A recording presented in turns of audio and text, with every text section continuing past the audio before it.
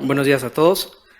Pues el día de hoy vamos a presentar un tema que en lo particular a mí me parece pues algo novedoso, algo que surgió en mí como un tema de interés con base en un paciente que tuve la oportunidad de conocer en mi rotación en el Instituto de Neuro, donde un médico adscrito en su descripción de la nota de ingreso describía dentro de la semiología en la exploración física algunos signos que en ese momento yo desconocía.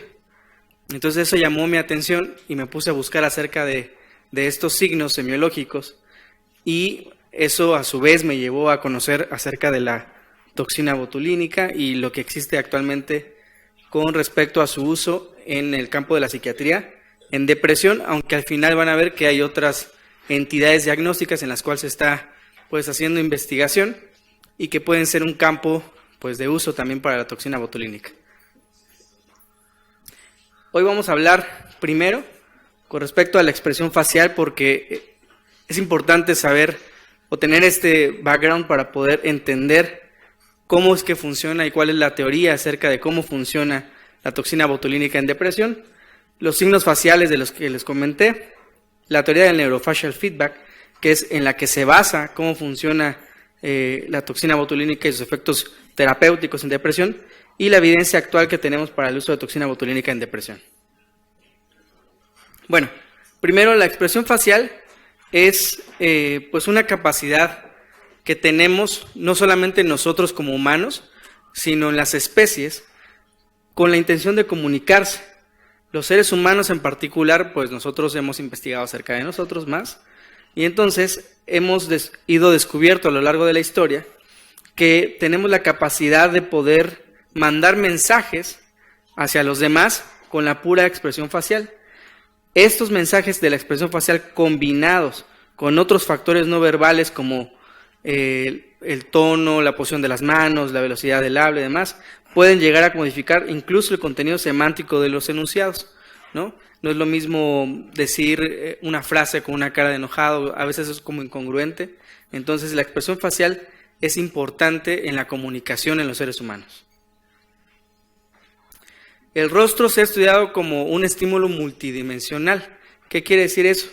Que no solamente se estudia desde el punto de vista de las características que puede llegar a tener, cuáles son como los tipos de expresiones faciales, los cuales vamos a ir avanzando y los vamos a ir conociendo, sino también cómo se producen estos gestos, la expresión que nosotros tenemos a la hora de interpretar, que incluso es algo que en particular en psiquiatría nosotros hemos estudiado más, ¿no? La interpretación de la emoción facial.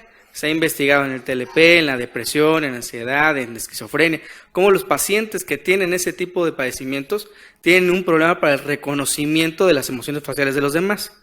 Pero, como vamos a ver más adelante, también esto tiene una repercusión en el propio individuo. Entonces, es un estímulo multidimensional que se ha abordado. Es una fuente importante de intercambio de comunicación interpersonal, como les decía yo hace rato. El rostro es sumamente importante y de hecho es como lo que principalmente el ser humano se identifica o se propone cuando está hablando con alguien, está viendo el rostro, y es algo evolutivamente pues con una capacidad o con una finalidad más bien de supervivencia, como tratar de ir adivinando qué es lo que está pasando en la otra persona. Hay un sinnúmero de señales voluntarias, pero también involuntarias, que tienen el objetivo de matizar o de poder transmitir un mensaje en un discurso, ¿no?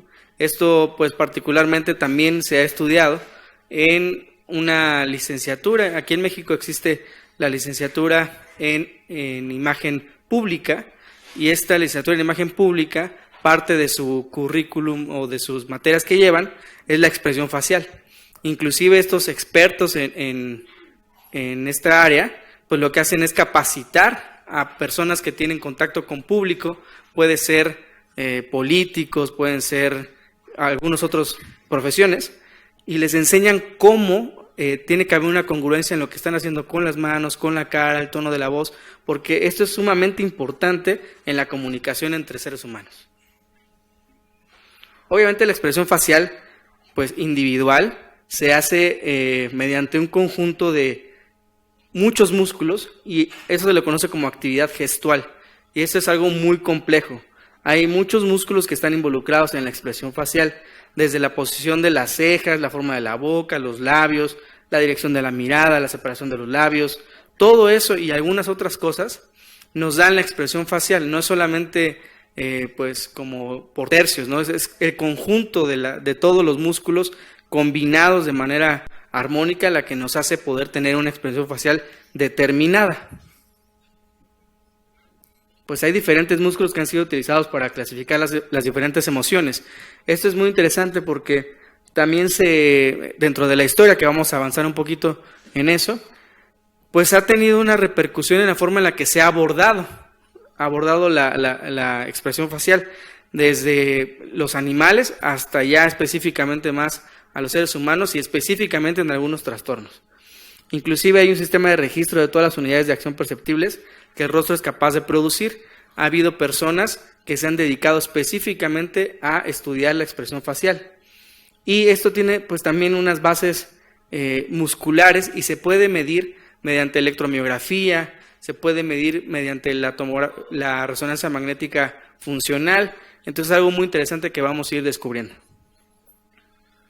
Les decía yo, dentro de esta, vamos a hacer una breve reseña histórica de la expresión facial porque es un campo muy amplio. Inicia con Charles Darwin. Ahí están las portadas de los libros de cada uno de los personajes.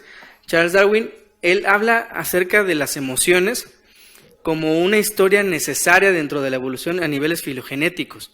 Él empieza a hablar de cómo las especies se comunican.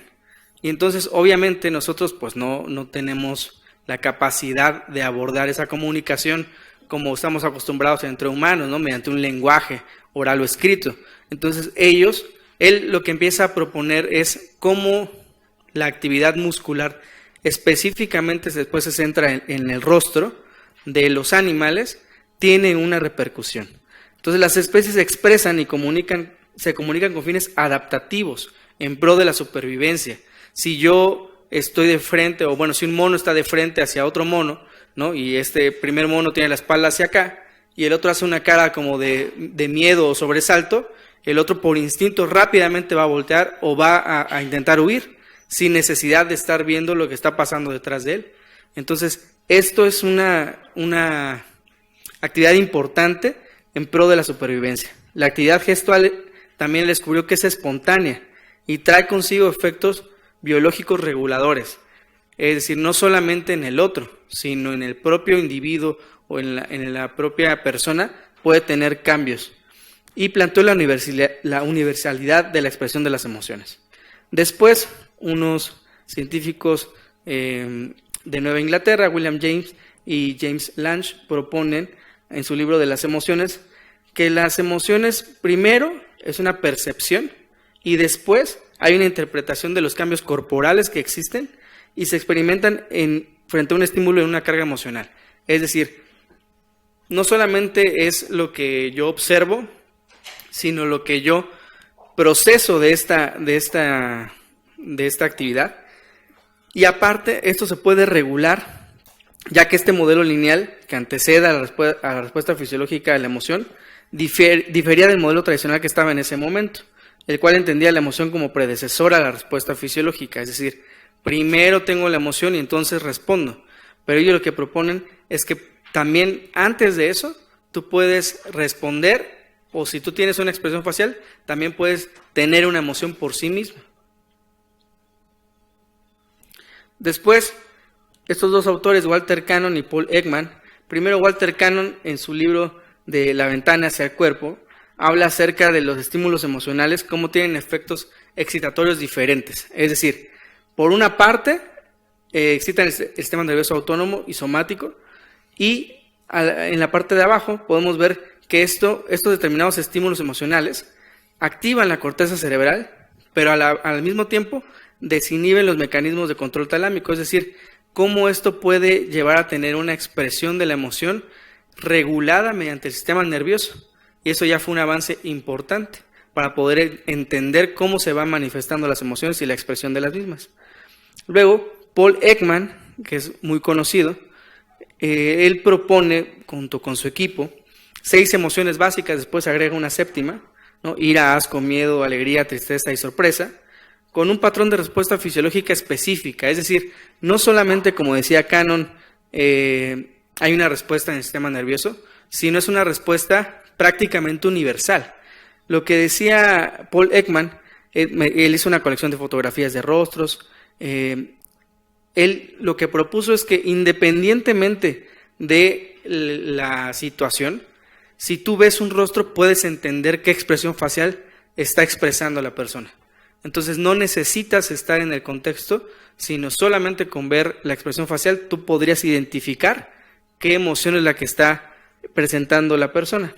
Y entonces existen diferentes emociones faciales para cada emoción y él las fue describiendo mediante un sistema clasificatorio que después vamos a ver. Y por último, este autor que es más reciente de este siglo, a partir del 2002, él empieza a publicar acerca también de las expresiones faciales y él propuso 3 estrategias para que tenemos los humanos, específicamente en humanos, para poder reconocer las emociones en las expresiones faciales. Primero, la corteza visual, que está asociada con la percepción, que permite identificar ciertos rasgos, ¿no? Edad, género, dentro de otros. Luego viene el análisis de los rasgos faciales, es decir, cómo proceso esta información que ya obtuve en la corteza visual con los datos provenientes de la memoria. Es decir, dentro de los autores, por ejemplo, Cannon dice que si tú aprendes a que una situación en la que tú tuviste una expresión facial o viste a alguien con una expresión facial y tuviste palpitaciones y diaforesis y te sentiste mareado y demás, y eso te provocó miedo, vas a eso almacenarlo para después. Entonces él lo utiliza y dice que el segundo paso pues son los análisis. Es decir, yo tengo que comparar con lo que tengo almacenado en mi memoria para saber si esto es congruente. Y después, pues la identificación de la emoción facial a través de la activación de la corteza motora. Es decir, es como si lo estuviera viviendo, como si yo lo estuviera haciendo. Se activa la corteza motora del individuo. Solamente por mencionar, pues existen varios sistemas de codificación de la expresión facial. Hay 2 que son los principales, el FACS y el MACS. El FACS propuesto por Ekman y su equipo en 1978 y el otro por Izard de 1979. Ahí se evalúan diferentes cosas, ¿no? Desde cómo se mueve el ceño, si es unilateral, si es bilateral, las comisuras, ¿no? Y ese es el otro set de caras emocionales estandarizadas de Ekman. Ahora, esto es importante porque estamos hablando de que el rostro es una característica, es un signo multidimensional que forma parte esencial de la comunicación en las personas, que nos puede traducir las emociones que está viviendo la persona en ese momento mediante una activación voluntaria e involuntaria también muchas veces, mediante su expresión facial. Ahora, en la depresión en particular, pues hay 2 signos que son los que les comentaba yo en un principio que yo leí en esa nota de ingreso y que fueron los que me llamaron la atención, que es el signo de omega y el pliegue de Veragot. Estos signos, pues anteriormente tenían una relevancia clínica. Mediante el avance que hemos tenido en el siglo pasado y en este siglo de la neurobiología de la depresión, pues es algo que se ha abandonado un poco. Antes inclusive pues se fotografiaba a los pacientes con un padecimiento psiquiátrico y se podía como buscar patrones. En ese sentido nosotros estábamos buscando en el siglo pasado pues acercarnos a lo que le estaba ocurriendo al paciente y saber si existía algún patrón en la expresión facial que podría ayudarte desde el punto de vista objetivo en el diagnóstico.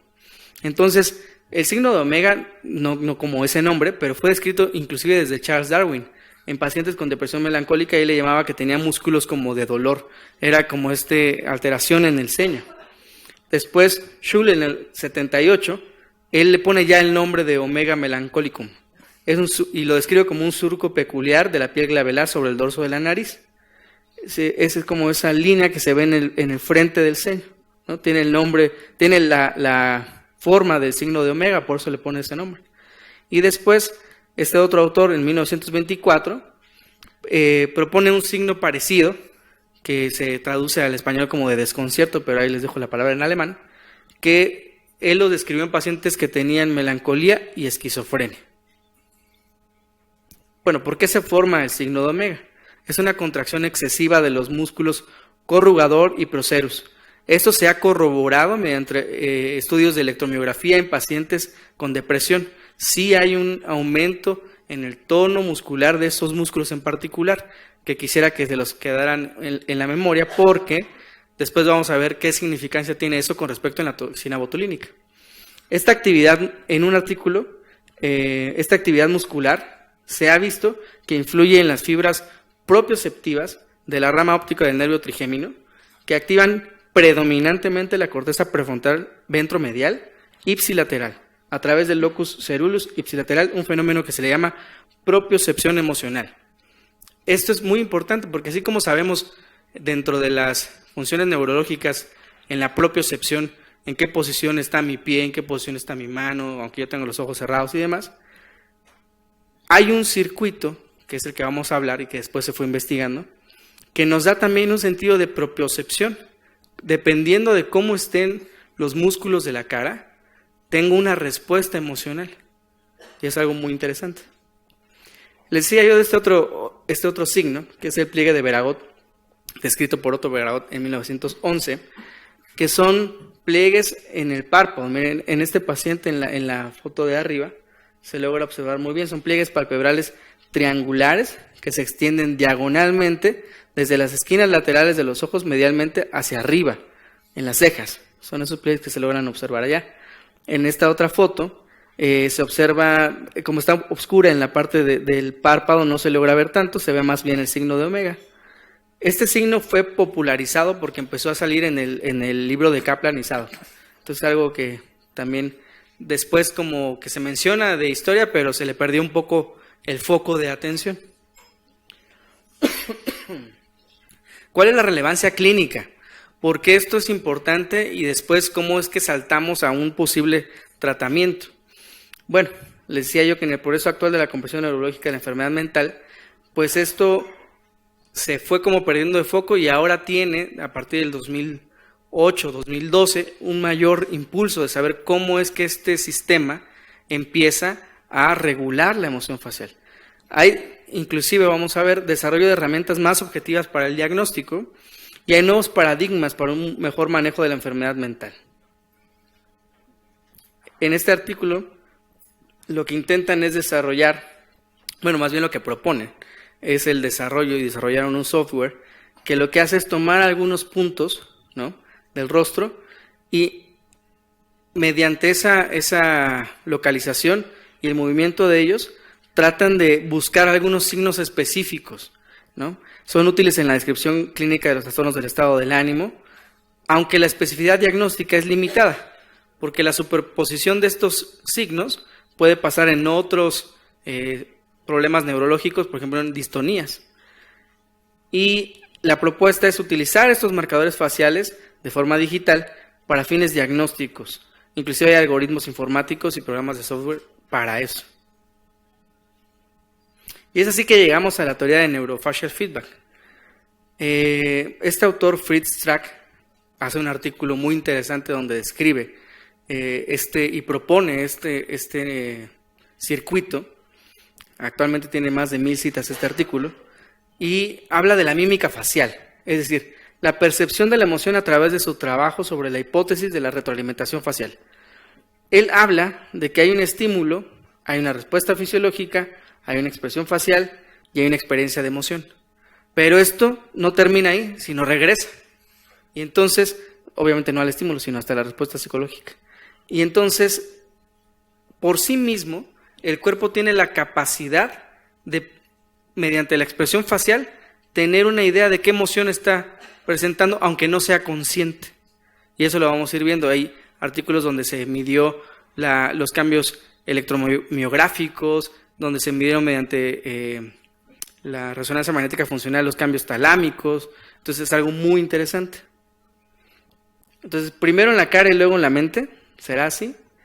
En esa imagen ponen cuáles son los circuitos, por ejemplificar las áreas que están involucradas cuando hay una sonrisa voluntaria y cómo son diferentes cuando hay una sonrisa espontánea. Pero esto, como vamos a ir viendo, tiene una respuesta, aunque sea voluntaria, cambia la expresión de la emoción y la vivencia de la emoción en el paciente. Entonces, esta información propioceptiva, que es aferente correspondiente a la contracción de los músculos faciales, da una experiencia subjetiva de las emociones. Es una regulación. Esta expresión de emoción puede ser anterior a la expresión subjetiva de la misma. Entonces, lo que se ha visto es que primero se produce una activación simpática y luego hay una experiencia emocional. La exageración de la expresión facial intensifica la reacción subjetiva al estímulo, mientras que su inhibición la amortigua. Hay un artículo ahí, ese artículo está interesante porque lo que les ponen a hacer a los pacientes es ver diferentes caricaturas, pero a uno los ponen a verlas pues sin ninguna alteración, normal, y a otros los ponen a verlos con un lápiz mordiéndolo. Entonces eso produce que los músculos se contraigan como si estuviera sonriendo. Y entonces después se les hace una medición de la experiencia emocional y los pacientes que tenían el lápiz mientras lo estaban mordiendo cambia y tienden a ser como más positivos en cuanto a la valoración de las caricaturas. Entonces, es así que nosotros llegamos a una propuesta terapéutica. Estos autores promueven que hay una falla, ante una falla en el mimetismo, ellos lo midieron también en pacientes con alguna alteración como un EBC. Durante una interrupción en la expresión facial, produce que la simulación interna, estos circuitos que estamos hablando del neurofacial feedback, cambia, entonces no tiene éxito y hay un reconocimiento alterado de la emoción. La introducción selectiva de algo que ellos le llaman ruido muscular, es decir, en ese artículo les ponen electromiografía y también electroencefalograma, y lo que hacen es que les ponen como si fueran algunas descargas mientras están pidiendo que ellos expresen emociones. Entonces este ruido muscular, principalmente del músculo cigomático, que fue donde se midió, produce un potencial más fuerte durante el procesamiento de la felicidad. Por lo tanto, hay una carga semántica sustancial durante el procesamiento de estímulos que requieren y que corroboran que hay una retroalimentación en los músculos, principalmente en ese artículo de la cara inferior. Hay estudios, como les decía yo, con estimulación magnética transcraneal que han demostrado que la alteración neural sobre la corteza somatosensorial derecha y sobre el área de la cara occipital derecha afecta negativamente la precisión de los participantes en una tarea de discriminación de expresión facial. Entonces, sí existe un circuito y es algo que podría ayudarnos en el tratamiento. Me parece que hay una antes de eso. Ok, está bien. Entonces, toxina botulínica para tratar la depresión. Bueno, esta propuesta inicia mediante el uso de la toxina botulínica en otros padecimientos. Ha tenido una popularidad en su uso en el área glabelar específicamente. Les decía yo de los músculos que están involucrados en el signo de omega, porque son específicamente esos donde se pone la toxina botulínica para los protocolos que se han hecho para depresión. En particular, la popularidad de la toxina botulínica ha aumentado porque los pacientes que tienen blefaroespasmo, que es esta como que les brinca el ojito, ¿no? Se han hecho estudios donde esos pacientes tienen mayor nivel de depresión, los que tienen blefaroespasmo. Entonces, a alguien se le ocurrió ponerle toxina botulínica y con eso no solamente mejoró el blefaroespasmo, sino mejoró el estado de ánimo. La explicación más plausible y ampliamente aceptada de cómo esto podría mejorar es la teoría del neurofacial feedback que ya expuse. Y la toxina botulínica, también hay artículos en ratas donde se ha visto que la toxina botulínica es transportada directamente por el nervio trigémino a la amígdala y ejerce efectos farmacológicos centrales directos, ¿no? Es principalmente a nivel de noradrenalina y dopamina. Entonces, vamos a ver. Si tenemos hallazgos que este ruido neural inducido por la estimulación magnética transcraneal deteriora la simulación neural de las respuestas somatoviscerales y motoras, pues esto se puede, y esto tiene una expresión, un cambio en la expresión facial, se puede modificar con una intervención farmacológica. Y le decía yo, la constante serendipia en psicofarmacología. La toxina botulínica no surge como un tratamiento para la depresión. Otras especialidades, oftalmología, cirugía reconstructiva o medicina estética y algunas otras como maxilo, pues ellos también tienen contacto con pacientes que tienen padecimientos de su especialidad, que a su vez repercuten en el estado de ánimo y que a lo mejor ellos pues no refieren, ¿verdad? O sea, solamente es como, pues sí, yo entiendo que estén más triste por esto, pero como que no le toman una relevancia en ese momento. Y se dieron cuenta que cuando usaban la toxina botulínica para estos padecimientos, no solamente mejoraba el síntoma principal, sino también mejoraba el estado de ánimo. Y es así como ellos empiezan a proponer el uso de la toxina botulínica para depresión. La toxina botulínica pues, es una neurotoxina que se produce por la bacteria anaerobia Clostridium botulinum, induce parálisis muscular a través de la inhibición de la liberación de acetilcolina en la placa neuromuscular. La FDA en el 89 la aprobó, la toxina botulínica tipo A, porque también hay tipo B, para el tratamiento de estrabismo y blefaroespasmo y otros trastornos de los nervios faciales, y ya es hasta el 2000 que lo aprueban para el tratamiento cosmético en las líneas de ceño, tanto glabellar, cantal y en la frente.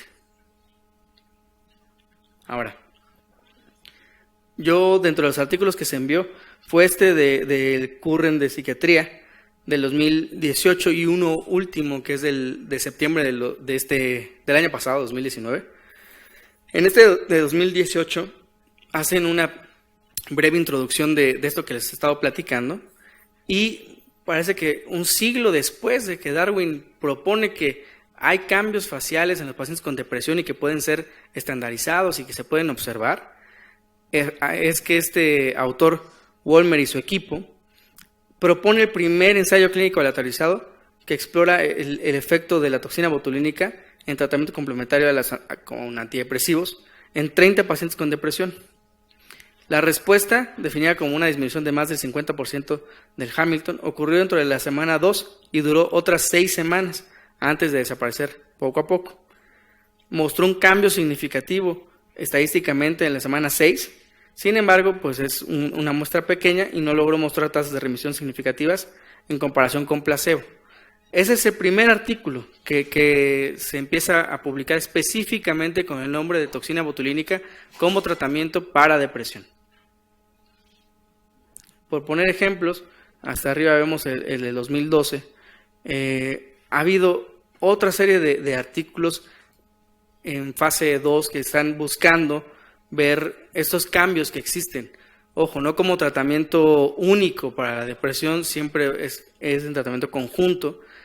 Y ahorita vamos a llegar como a las conclusiones y todo esto, pero sí ha habido una serie de estudios que llama la atención y que es un campo que parece pues importante, que nos hace falta como abordar y que por las revisiones sistemáticas del 2019 es prometedor con sus limitaciones.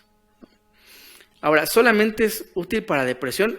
Aquí hay otros artículos que se están utilizando para trastorno límite de la personalidad, para cialorrea inducida por neurolépticos, para disquinesias orofaciales, principalmente los de la lengua, ¿no? Entonces, y aparte de que mejora eso, mejora también el ánimo. Ahora, hallazgos iniciales prometedores, pero limitaciones múltiples. Pues sí, aunque las inyecciones de toxina botulínica tipo A se han explorado como un tratamiento potencialmente importante para varias entidades psiquiátricas, la mayor parte de la evidencia se deriva de estudios de pacientes con trastornos depresivos únicamente.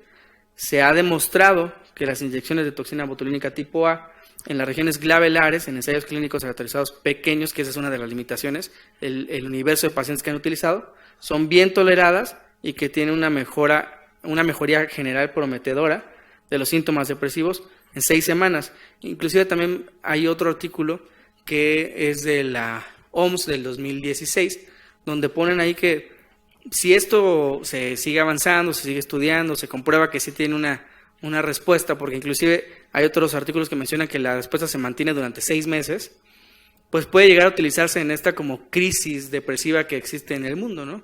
Porque es un tratamiento pues que no hay tanto problema. Además, se ha demostrado que la toxina botulínica tipo A es segura, tiene un efecto duradero y sería conveniente para los pacientes y podrán mejorar la adherencia a la terapia. Los efectos antidepresivos de la toxina demostraron ser independientes a la severidad de la línea del ceño o la satisfacción del paciente con los efectos cosméticos. Eso también es importante. Los ensayos que veíamos, el 1 y el 2 de Wollmer y Finzi, así como el de Magid, que era el 4, estudiaron principalmente la toxina botulínica como un tratamiento complementario a los antidepresivos en pacientes con depresión unipolar, aunque hay un artículo también que habla de la toxina botulínica en pacientes con trastorno bipolar tipo 1. Y es un ensayo controlado donde están comparando, es muy interesante. La serie de casos de pacientes con trastorno límite de la personalidad también arroja como un posible efecto positivo en el tratamiento con toxina botulínica para un subtipo particular de pacientes con depresión y con inestabilidad emocional comórbida. Entonces podría también ser una herramienta útil como coadyuvante con otras que se intervienen en el trastorno límite. Los criterios de inclusión para futuros ensayos podrían incluir la edad del paciente, el sexo, la existencia o cuantificación de líneas de sueño y la gravedad del trastorno depresivo, la duración de la depresión y las características de personalidad de pacientes que están dentro del estudio. Estas son cosas que, pues dentro de las limitaciones que están en el último artículo del septiembre del 2019, se habla que pues hay serias limitaciones, ¿no? Pero eso no quita que pueda tener un efecto terapéutico. Entonces, en conclusión, las inyecciones de toxina botulínica tipo A parecen prometedoras como tratamientos para la depresión, así como para otros trastornos psiquiátricos. En la última tabla, así como es del 2018, no está incluido el trastorno bipolar tipo 1. Los estudios futuros deberían centrarse en identificar candidatos óptimos para esta innovadora modalidad de tratamiento. Además, las estrategias de administración y dosificación de la toxina botulínica como monoterapia versus tratamiento complementario de los antidepresivos debe explorarse más a fondo. Y al final, pues no solamente perdernos en el hecho de que puede actuar mediante los músculos y esta teoría del neurofascial feedback y demás, sino también esto que veíamos en las ratas, ¿no? O sea, a nivel molecular tiene un efecto. Entonces hay que ver también otra posibilidad como de explicación y que otros usos, el transporte axonal retrógrado de la toxina botulínica, que ha demostrado que tiene efectos en el sistema nervioso central para mejorar el conocimiento de la fisiopatología del botulismo y sus posibles aplicaciones en psiquiatría. Es decir, es un campo pues novedoso, es algo que surgió como una duda en mí que después fui buscando y me he dado cuenta que es algo que se está investigando, que es algo que puede ser útil.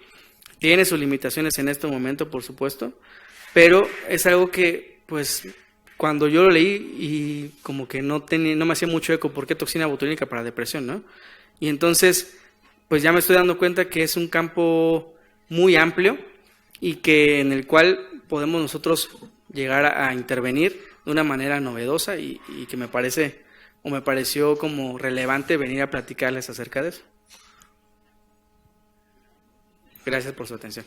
Quiero agradecer también al doctor Díaz Ansaldúa, que pese a todas las situaciones que influyeron, él siempre me estuvo acompañando y me estuvo asesorando. Muchas gracias a todos.